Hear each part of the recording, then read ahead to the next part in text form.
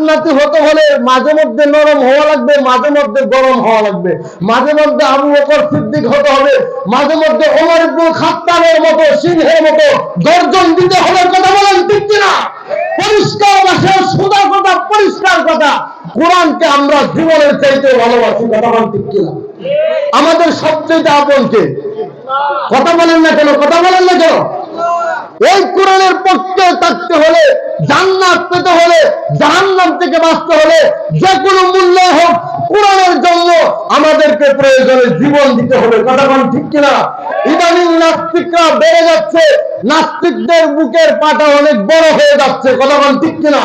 আমি পরিষ্কার ভাষায় বলতে চাই, আমি আওয়ামী লীগ বুঝি না, বিএনপি বুঝি না, জামাত শিবির বুঝি না, হেফাজত বুঝি না, চরমনাই বুঝি না। পরিষ্কার কথা হলো ব্যক্তির চাইতে দল বড়। কথা বলেন ঠিক কিনা? আমার জীবনের কথা ঠিক কিনা? ব্যক্তির চাইতে দল বড়, দলের চাইতে আদর্শ বড়, আদর্শের চাইতে জাতি বড়, ব্যক্তির চাইতে, দলের চাইতে, আদর্শের চাইতে, জাতির চাইতে আল্লাহ আল্লাহর কোরআন বড়। কথা বলেন ঠিক কিনা?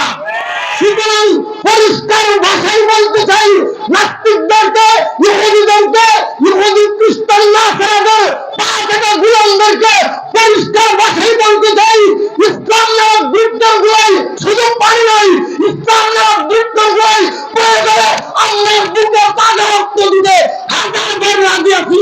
ইমান থাকতে কথা বলেন, কথা ঠিক কিনা? বলেন ঠিক কিনা? রক্ত যখন দিয়েছি রক্ত আরো দেব, তবু নাস্তিকদের ইসলামের বিরোধিতা করতে দেব না, দেব না, দেব না। ইদানিং ইহুদিরা বেশি বেড়ে যাচ্ছে। আপনারা জানেন যে বাংলাদেশে 95% জন মুসলমান। কথা ঠিক কিনা? এই বাংলাদেশে সাইফুল ইসলাম আরিফকে, একজন আইনজীবীকে যেভাবে কুপিয়ে কুপিয়ে হত্যা করা হয়েছে, এইভাবে মানুষ পশুকে হত্যা করে না। কথা ঠিক কিনা? ঠিক কিনা?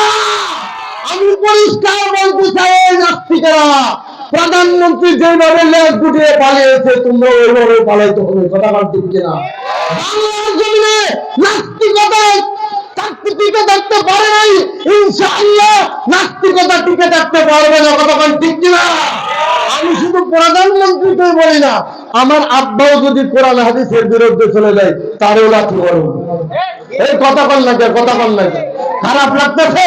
আওয়ামী লীগকে বলি না, বিএনপিকে বলি না, জামাত শিবিরকে বলি না, হেফাজতকে বলি না, চরমনাইকে বলি না, আমার আব্বাও যদি কোরআন হাদিসের বিরুদ্ধে আচরণ করে আব্বাকেও লাঠি দিতে কিঞ্চিত পরিমাণ আমার বুকে রাখবে না। কথা ঠিক কিনা?